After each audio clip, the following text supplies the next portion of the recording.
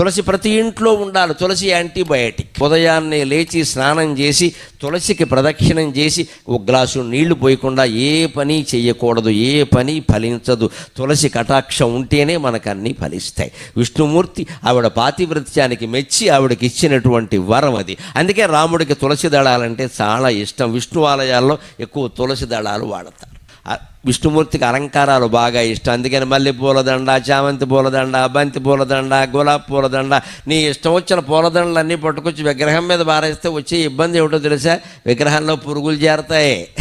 విగ్రహంలో పురుగులు చేరతాయి. పువ్వుల్లో పురుగులు ఉంటాయి కదా, విగ్రహంలో పురుగులు చేరతాయి. ఆ చేరినటువంటి పురుగులు విగ్రహానికి హాని చేస్తే అక్కడే చనిపోతాయి, అక్కడే కుళ్ళిపోతాయి, రకరకాలుగా అవుతాయి. ఆ విగ్రహానికి పట్టిన మురికి మొత్తం పోవాలి అంటే విష్ణుమూర్తి ఆలయాల్లో తులసిమాల తప్పకుండా వెయ్యాలి. అది శాస్త్రీయమైన ఆచారం. హిందూ దేవాలయాల్లో పాటించే ప్రతి ఆచారం శాస్త్రీయం.